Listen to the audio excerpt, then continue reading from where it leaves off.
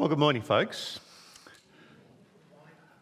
It's interesting when you stand up here from when I sat down. You've doubled in size. It's lovely to see you all here today. And even though it's holiday time, and many of you who are here because it's holiday time, I thought holiday time would be a good time to tell a story. So today, really, my sermon is telling a story. And of course, you've already worked out who it's all about. It's about Joseph Bates. But what I want to probably get across in our story is that Joseph Bates was more than just the captain of the pioneers. And we'll see if that comes through as we go through our story. All right. It's a fascinating story. In fact, it's interesting that the story, for me, has been brought back to light because only just a few weeks ago, Carol and I had a private viewing of the film The Hopeful. We decided to go and have a look. It was the last day before they pulled it down, but we were the only ones there, and we had our view of The Hopeful. Now, I hope some of you had a chance to see that as well. And we've enjoyed that. I enjoyed what went before that, and that is the other series called Tell the World that The Hopeful was based on, and to retell that story. In fact, I've used Tell the World many, many times in using it in Bible studies. It's good to be able to break up the story, to bring out different features in the story. And because it's perhaps on our minds, when you're watching a film, and when you've taught this particular part of history year after year after year to year 10 students that you know it so well, you keep waiting for the next part of the film that never comes. And so I'm filling in some of the gaps today, even a couple of corrections. Let's share the story of Joseph Bates. One of the sources to give you the corrections is Joseph Bates's own autobiography. A fascinating story, mostly about his sea life. He does quickly summarise his coming into the Advent movement at the end. And of course, the other part, I'd like to actually show you how authentic this is. I want to read you one of his own stories out of the textbook that we used when I was teaching the subject at school.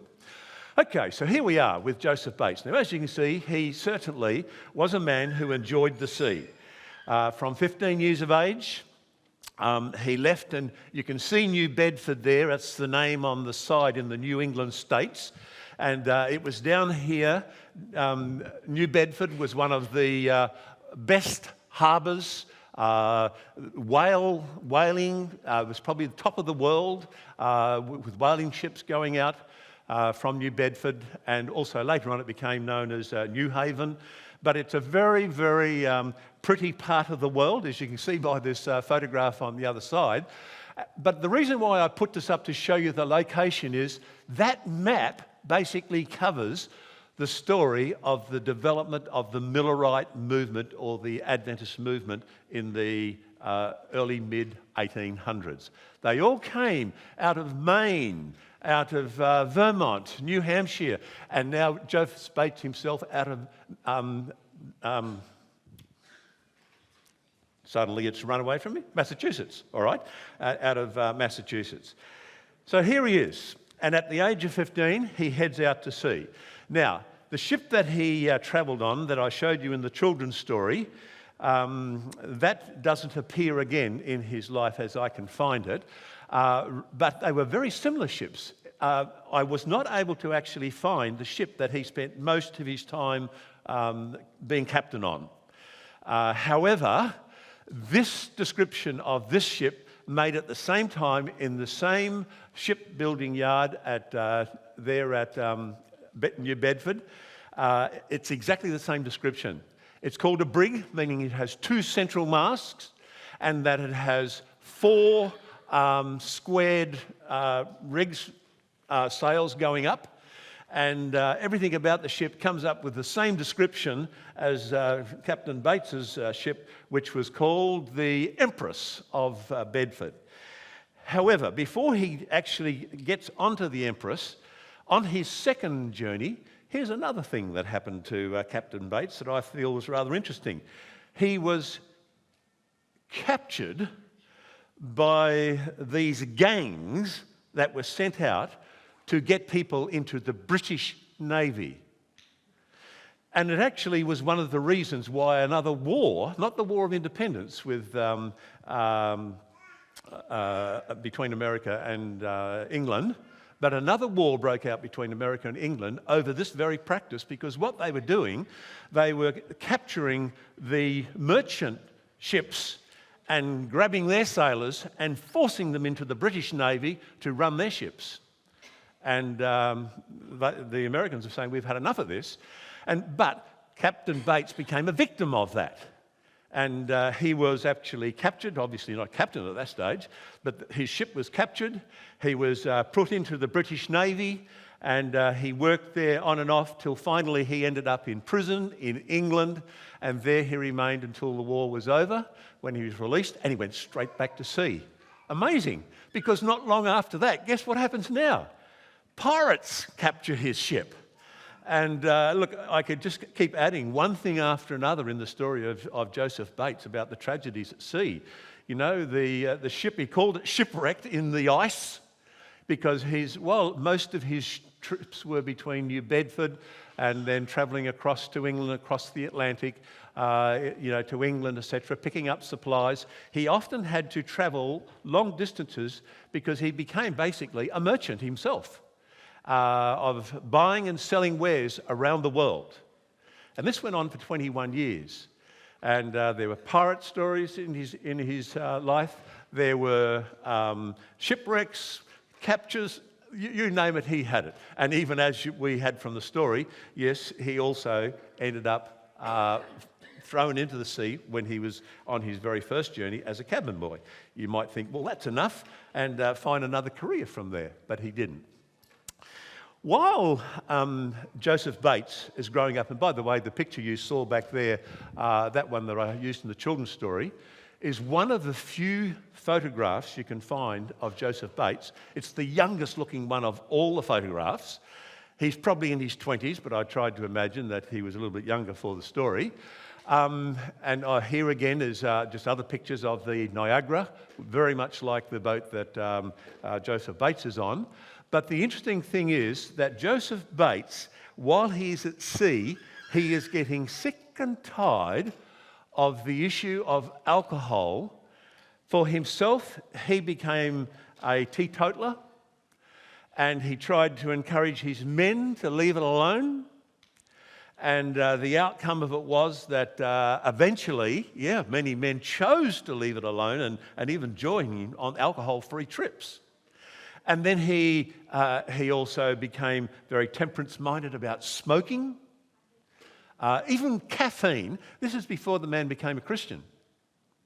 And he became quite a strong supporter of these temperance views.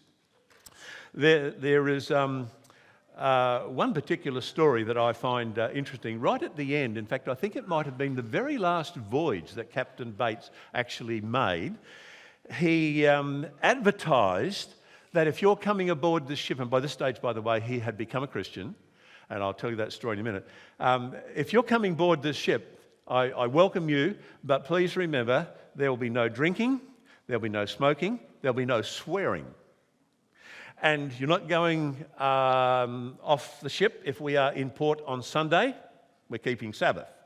And the other thing that he did, which I thought was quite incredible, was, and there'll be a daily release of a newspaper. How can you have a daily release of a newspaper back in the early 1800s? No helicopters or anything else, other means of getting them there. What he did, he organised his wife Prudy at home to gather the newspapers, and somebody over on the other side of the Atlantic to do the same. And then he would pick up a pile of newspapers and take them aboard, and he'd release them in order day by day. It's like sort of getting a serial, story, like on the TV, or to get the next newspaper edition and to read the local news, the follow-up of yesterday's story. Just a point of interest that he had for keeping his men entertained. Well, he obviously, he did very well at sea, But one of the times where he didn't do so well, and here's the story, we probably heard this story repeated on many occasions.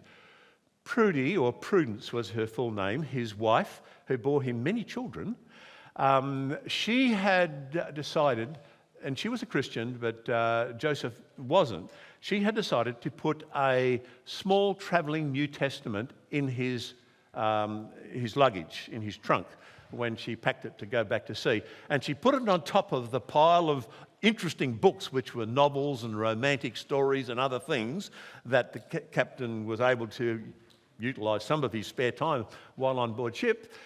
She put the New Testament right on top. When he opened the New Testament, there was a poem inside the cover of the New Testament written by a friend that really pointed out, and I'm just summarising the essence rather than trying to read you the poem. The essence of the poem was saying that as sailors we do not know from one day to the next what will happen and when our life's end will come. And it continued to tell the story of sailing and all the risk and the things that were involved in a sailor's life, and how would you feel if this was your last day? All right, so this poem actually got to him initially more than the New Testament did. But he did start reading the New Testament, and then he started to come under the conviction that he was a sinner. You know, this is a self-conversion. It happens at sea, and there's no preacher or pastor there. In fact, there wasn't even a chaplain on board. And where the rubber really hit the road over this story was one of his best friends amongst those who were employed by him, one of the sailors, became extremely ill. And it was obvious that he wasn't going to make it to land and get the medical help that he needed. And the friend asked Captain Bates, firstly, if he would pray for him.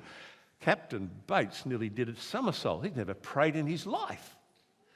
And then on another occasion he said, "Will you please bury me if I die?" And within a day or two he was dead, and Captain Bates had to honour his friend's request and bury him and go through all the ceremony of burying a sailor at sea.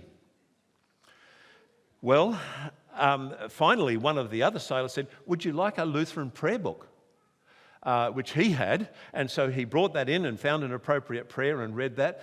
But everything tied up with that service and what he had to do and what he said about the dismissal of this man to be buried at sea, it really, in fact, it hit him so hard that as soon as the service was over and the body was slid down the plank into the water, all wrapped, of course, and sandbagged at the end to take it to the bottom of the ocean. But as soon as the service was over, he rushed from the scene back to his cabin and locked himself in, and he got under the table and for the first time in his life opened up his heart and prayed to the Lord and gave his life to the Lord, realising that he was a sinner. And that's where it started for Joseph Bates. And he obviously, for the remainder of that journey, he became very focused on reading the New Testament. You can imagine how Prudy, when he got home, how happy she was to see Joseph Bates, now a new man, a born-again Christian, at his own hands, and the New Testament that she had placed into his care. And so it's an interesting part of the story of Joseph Bates. And of course, his conviction then about some of the things that he'd already been practicing in the temperance area even became stronger. Until finally, after 21 years at sea, Joseph Bates decides it's time to let it all go. And what he did, and I think I've got the right photographs here from my research, what he did was he bought a little old house, and you see it there on the left-hand side behind the trees. And the photograph wasn't taken at this time, of course. It was taken by probably people doing a religious pilgrimage journey around some of the places in America.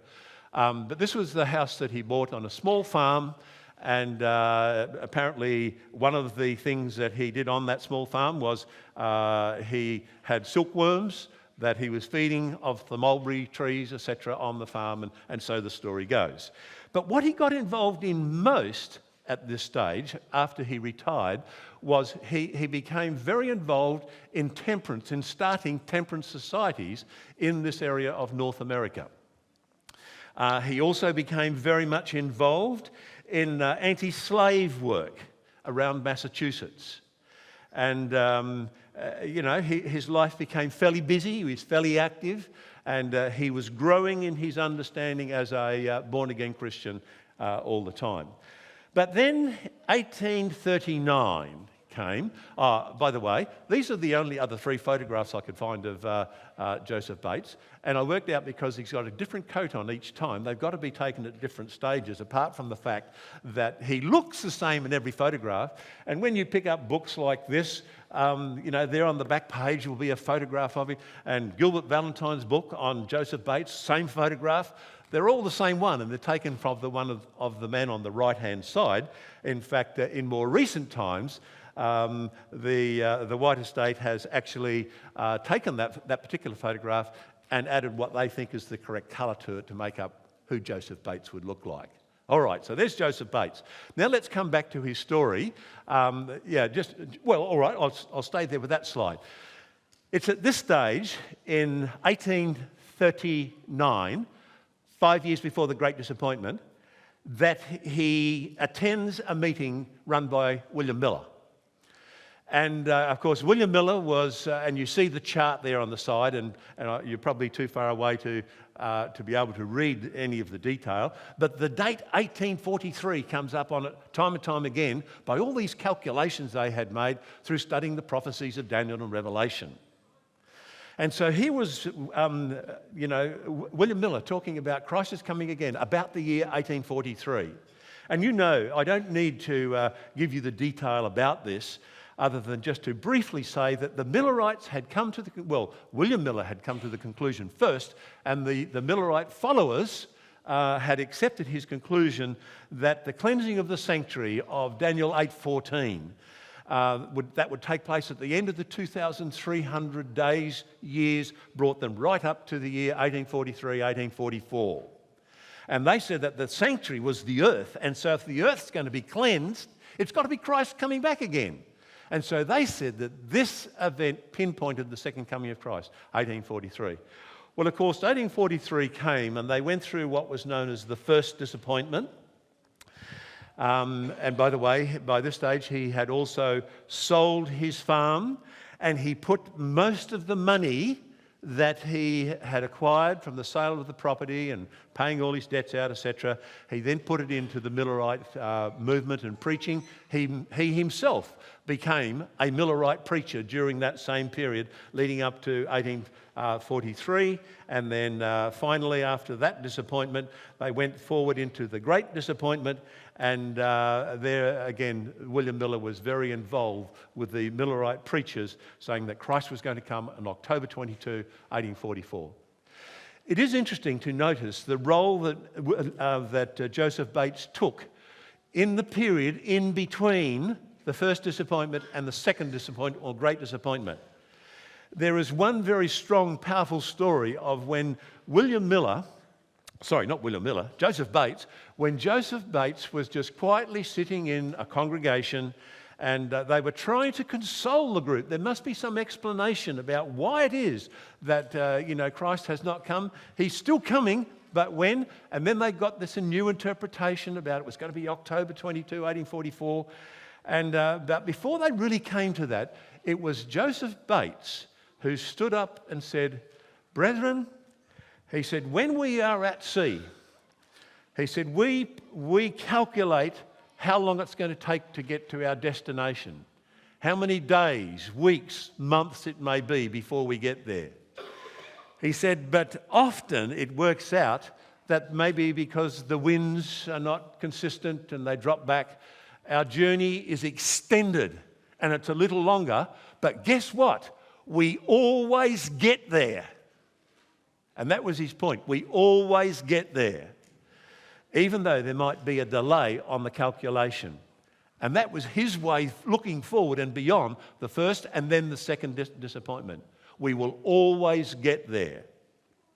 Well, the story continues, obviously,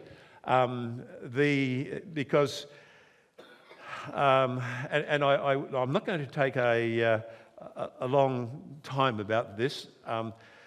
Beyond 1844, while Bates had become a very active lay preacher, in the Millerite movement, and now in the movement that went beyond 1884 that became eventually the Seventh-day Adventist Church. Bates was very actively involved in that. But one of the things that he became very involved in, apart from preaching Christ is coming again, also supplying temperance information and knowledge, etc. Another thing that he became extremely involved in was the Seventh-day Sabbath.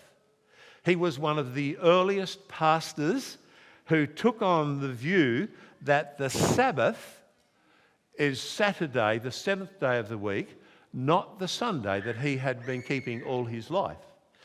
And so in fact, on one occasion, very early in this part of the story, he had been out visiting and was coming home, and he was met out on the wharf, a young fellow who said, "What's the news, Captain Bates?" And the answer that Captain Bates has written into every textbook, "The news is the seventh day of the week is the Sabbath." And I've missed a couple of words out of that to make it really how he said it. But that's the news, that the seventh day is the Sabbath. Now remember, most of his fortune was spent at the first disappointment, but he and Prudy continued to live in the hope of the blessed Lord's return, using what means they had left wisely, but basically not having any means of full employment or being paid as a pastor, which he was. He was an itinerant preacher and very much involved. And now the story comes, and this is where I really have to read you this story rather than tell you the story. I could tell you the story. I know it very, very well. But I think to just get the point how authentic this story is, it's been written up in his own words. He actually wrote to J.N. Loughborough a few years after this, and he gave him this account of what's known as the story of the Lone Shark's Shilling. All right? Let me read it to you. It says, "While I was praying one day," and by the way, the year for this is 1846, 2 years after the Great Disappointment. "While I was praying one day, the conviction came over me that I ought to write a book on the Sabbath, and that God would provide and God would provide the means. So I seated myself at my desk and my Bible and concordance at home and began to work. After about half an hour, Mrs. Bates came in and said, 'Joseph, I don't have enough flour to make out the rest of the baking.' 'How much do you lack?' I asked. 'About 4 pounds,' she replied.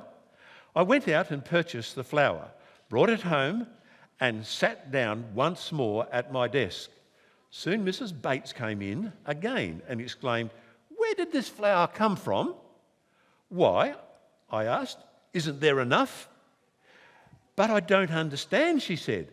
'Have you, Captain Bates, a man who sailed the vessels out of New Bedford to all parts of the world, been out and bought just 4 pounds of flour?'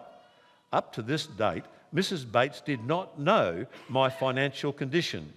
Recognising that I must now acquaint her with it, I said calmly, 'Wife, I spent for this flour the last money I had on earth, 1 York shilling,' which was worth, it's an English coin, and obviously having been a trader, he must have picked some coins up from different places, but it was worth about 13.5 cents of American money back then.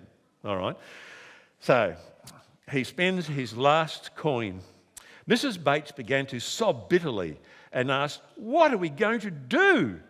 I stood to my feet as if I were a captain still directing my vessel and said, 'I'm going to write a book and spread the Sabbath truth before the world.' 'But what are we going to live on?' 'The Lord will open up the way.' 'Oh, the Lord will open up the way, the Lord will open up the way. That's what you've always been saying.' And burst into tears, she left the room. I went on writing for about another half an hour, when I had another impression came over me to go to the post office.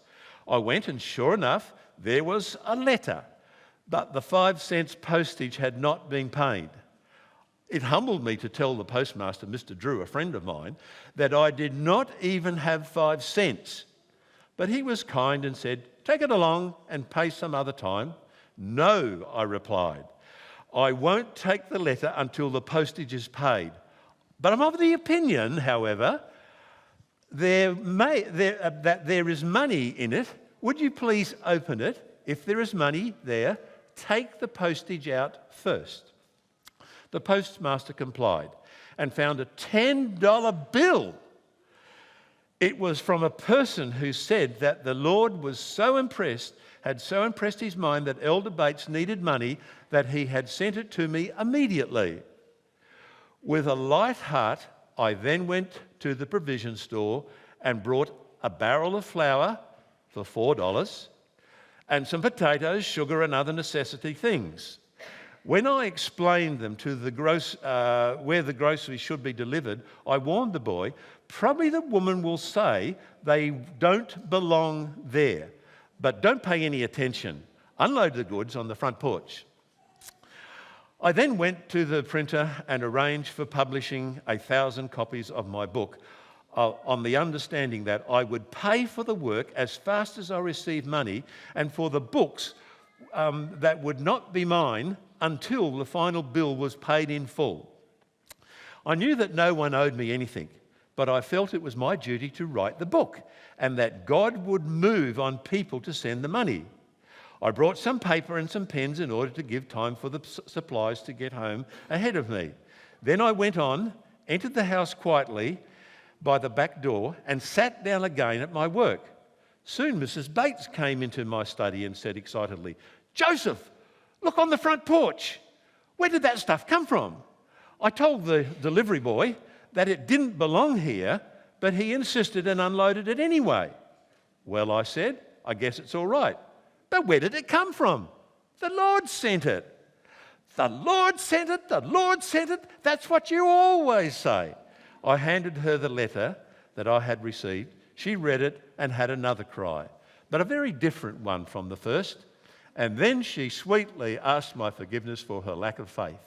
And the money did come in, sometimes from persons I had never met. In fact, the final amount that we needed, I never found out where it came from. It arrived on the very day that the books were finished. Folks, that's an incredible story, I really believe, where this man sets out believing that he's convicted by the Lord to write a book. And this was the first book that had been written by the Seventh-day Adventist on the Sabbath. There had been a small pamphlet written before it, but this was the first full book.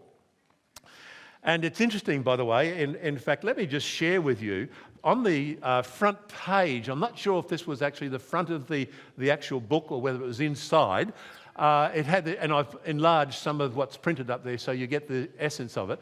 It says, "The Seventh-day Sabbath, a Perpetual Sign." That was the name of the book. "From the beginning to the entering into the gates of the holy city, according to the commandment," by Joseph Bates. And then it had 3 scriptural quotes, and they are these. "Brethren," this is coming from 1 John 2:7, "I write no new commandment unto you, but an old commandment which you had from the beginning." Notice the word beginning is in italics. You can't see it, but I've done it for you. "The old commandment is the word which ye have heard from the beginning." And then the other texts were, "In the beginning, God created the heavens and the earth, and God blessed the seventh day, and he rested from all his work. Blessed are they that do his commandments, that they may have right to the tree of life and enter in." And so it then finishes off down the bottom that the book was published in New Bedford in 1846. And so began the circulation of that very important book that won a lot of people to the Lord. Do you know who one of the first persons was who was won to the Lord through the writing of that book? It was Ellen White and James White. They had heard from Elder Bates about this, not worshipping on Sunday anymore, but worshipping on the seventh day of the week. They'd heard about that, but they didn't want a bar of that. And then it was that Joseph Bates, and I have kind of put in a photograph to illustrate this. Joseph Bates was in a meeting where Ellen White went off in vision, and when she was in vision, she started speaking out loud what she was seeing, and what she was seeing was the alignment of the planets. And she started talking about the circles and the colours that go around Saturn, and Jupiter and the moons, And it continued this description right into the open heavens. And Joseph Bates's mouth was dropped open when she came out of vision. He said to her, "Where did you learn all that astronomy?" Now remember that he's a sea captain. He knew his astronomy. "Where did you learn all that astronomy?" And she said, "I've never learnt astronomy." And it was from that point on that Joseph Bates said, "I accept that your visions are of the Lord," because nobody could reveal what you had revealed unless they had a very detailed knowledge of astronomy in the context of that time. And so that became a changing point for James and Ellen White, where they began to support the visions of Ellen White, etc. The interesting thing, as I want to conclude this now, is to say that this is the front page, or the cover actually, of George Knight's book, Joseph Bates, and in white are these words, "the real founder of the Seventh-day Adventist Church." And it's interesting to notice that all the research that's been done on Joseph Bates and the Whites in recent times has said it really was those three, James and Ellen White, but Joseph Bates, who were the original founders and the leaders bringing people into an understanding of what would become later known as the Seventh-day Adventist Church. And the interesting thing was that this man is pictured as being the forerunner of that, and the role of James White and certainly Ellen White was a supportive role after Joseph Bates led them into a new understanding of some new truth or from their search in Scripture. The interesting thing about Joseph Bates also was that most of the Sabbath conferences, which were meetings that were held obviously over the Sabbath, as they were going through the process of discussing all these new teachings and these new understandings of Scripture, most of that was chaired by Joseph Bates. You could appreciate, while at sea, he was a great advocate of temperance. When he joined up with the Advent movement, he quietened down on it, but he still followed it until Ellen White had her vision. And then he said, "Well, look, that's what I have been teaching and preaching all my life, but I've never made a big issue about it." And he became a great supporter of the fact of the health message, and was a vegetarian long before even the Millerite movement had begun. He was already a vegetarian. He was also appointed as the first president in the church. It was over a conference area, not the general conference, but it just goes to indicate what a significant role this man had in the early church of the Adventist church. And the amazing thing is, and I conclude with this reminder of this story of Genesis chapter 22, when Abraham was instructed to take his only son and take him to the Mount Moriah and sacrifice him there as a human sacrifice. And you know the story that right up to the time of when the knife was about to fall, Abraham and Joseph, now I've got my patriarchs mixed up with, that Joseph and Isaac had accepted the fact that he would become the sacrifice. And when he asked the question, "Look, we've got the fire, we've got the wood, we've got everything here for the altar, but where is the lamb?" It was Abraham's answer that said, "The Lord will provide, Jehovah Jireh." And then it was, as he was about to plunge that knife into his son, that the voice from heaven spoke. And as he looked up, there was a ram, it says, caught in the thickets. And that became the sacrifice that took the place of Isaac. And so that place became known as Jehovah Jireh. The Lord will provide. And that seemed to be the motive of which operated by this man. He had seen so many times in his life how the Lord had providentially moved in his experience. And as a result of that, he gave the Lord the credit for the fact that he would lead him through his life and lead him right through into the new kingdom whenever Jesus would come. And I trust that while we find, a lot of understanding about what happened back in the development of our early church, etc., and the role that this man Joseph Bates actually had in that, I find that it's an interesting story to realise that he was a man of great faith and believed that God would lead him all the way. And the last photo there just simply shows you he was buried at Battle Creek, actually, and in the same grave as his wife Prudy was. And I hope that you have seen that Joseph Bates was much more than just a captain of the pioneers. Our Father in heaven, one day it will be a great day when we'll shout the victory. It'll be a great day to meet up with people like Joseph Bates and share their stories. But above all, it'll be a greater day when we meet the Saviour of Joseph Bates, our Saviour too. We look forward to that day. May it be soon, we ask in Jesus' name. Amen.